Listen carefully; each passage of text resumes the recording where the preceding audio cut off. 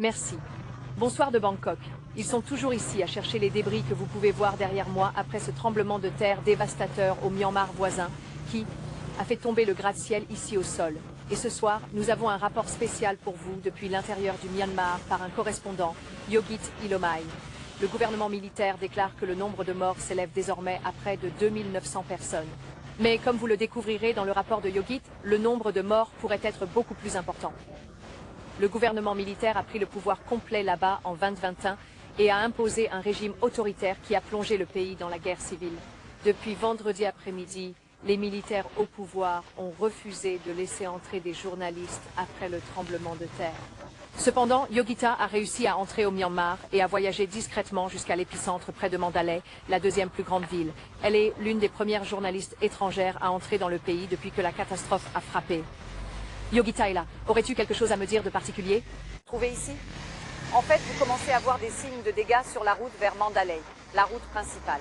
Des fissures se trouvent tout au long de la route. Certaines sections se sont effondrées et après un certain temps, la route principale devient impraticable. Je vous suggère de prendre un autre itinéraire. Et ensuite, lorsque vous commencez à entrer à Mandalay petit à petit, l'ampleur des dégâts commence à se révéler, comme nous le verrons dans notre rapport. Et un avertissement à notre public que certains téléspectateurs pourraient trouver certaines images de ce rapport difficiles à regarder. Une ville très peuplée qui a été frappée directement par le plus grand tremblement de terre que ce pays ait connu en un siècle.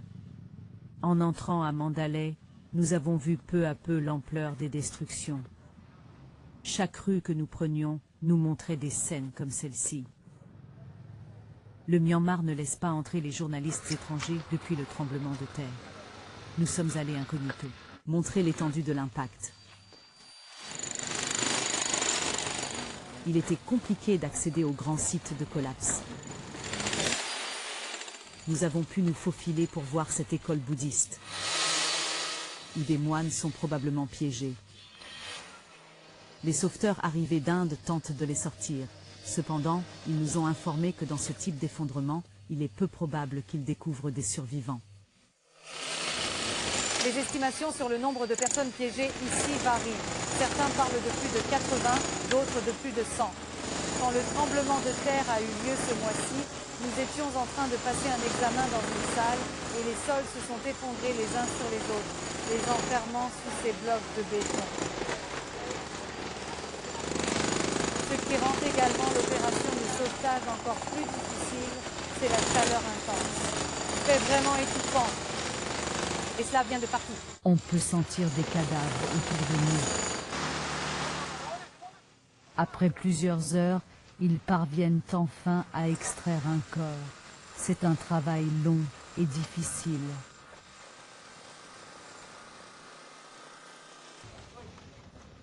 Les familles qui attendent des nouvelles de leurs proches dans le camp se précipitent vers l'ambulance pour jeter un œil.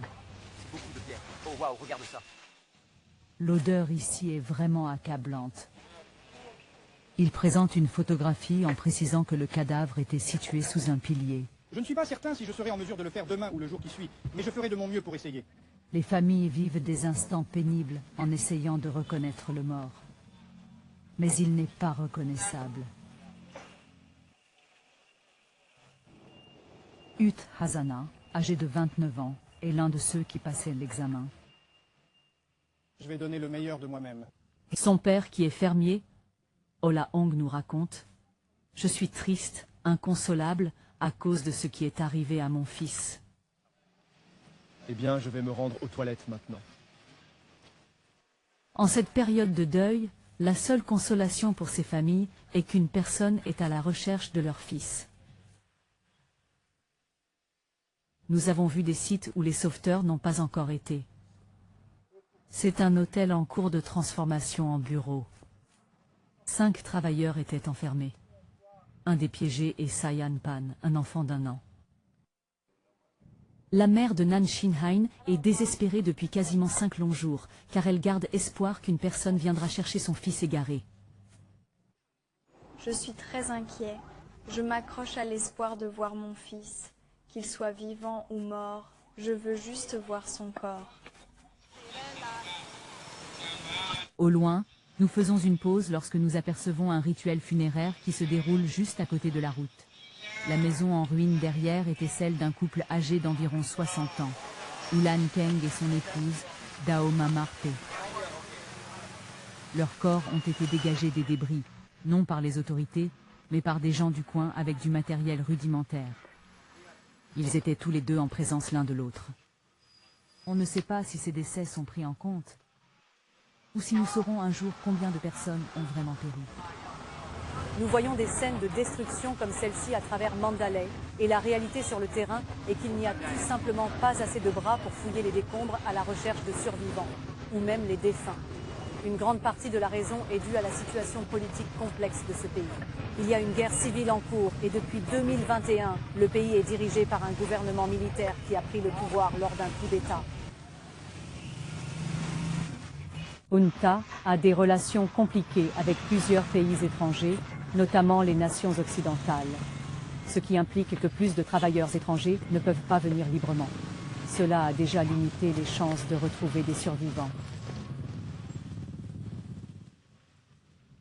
Nous avons pu accéder à l'hôpital principal de Mandalay, où nous avons constaté que les installations sont débordées. Ce que nous observons ici, ce sont des hôpitaux qui sont au-delà de leur capacité et ils ne peuvent pas entrer à cause des dommages aux bâtiments. Les soins sont effectués à l'extérieur où l'approvisionnement en médicaments est insuffisant.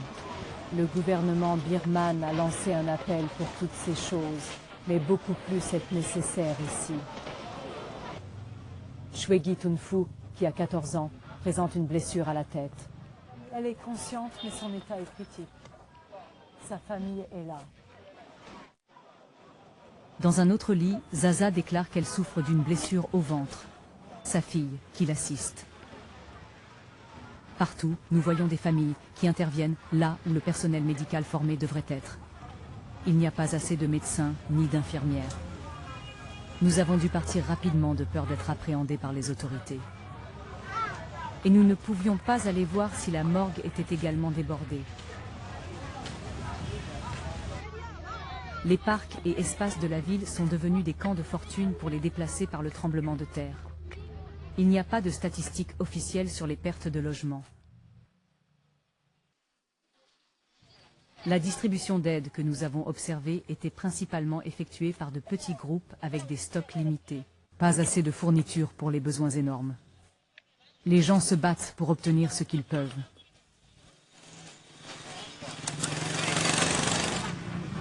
À quel endroit? Nous avons croisé Dawkin Sawmint, qui nous confie qu'elle l'a égaré. Moi. Je ne sais pas du tout. Je ne sais pas. Je ne sais plus rien à présent. Mon cœur est toujours en émoi. C'est dur. Ma maison s'est écroulée. Elle n'est plus là. Personne ne peut nous sauver. Aidez-nous, s'il vous plaît.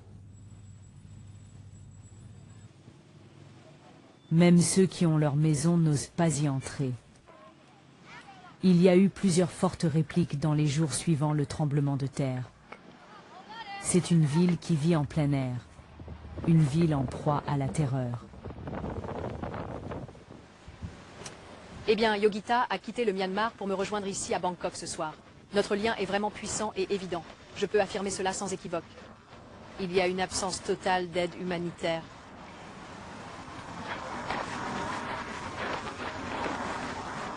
Allongé devant un hôpital et il est important de noter qu'il n'y a pas assez de sauveteurs formés sur le terrain, en grande partie parce que ce pays est dirigé par un gouvernement sous le contrôle d'une junte militaire qui a une relation difficile avec de nombreux pays, y compris le Royaume-Uni et les États-Unis, ce qui signifie que peu de sauveteurs étrangers peuvent arriver.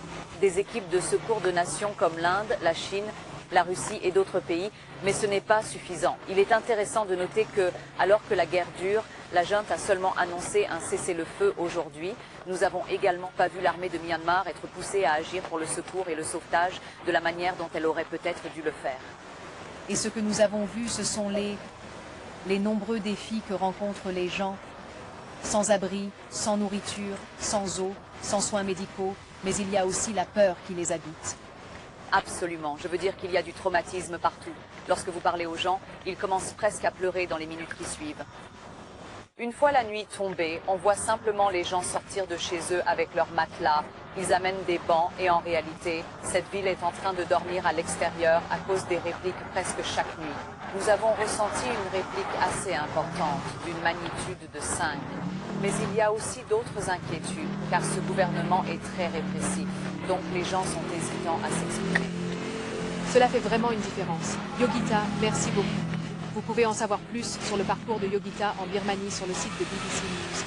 C'est tout ce que nous avons à dire et l'équipe ici à Bangkok.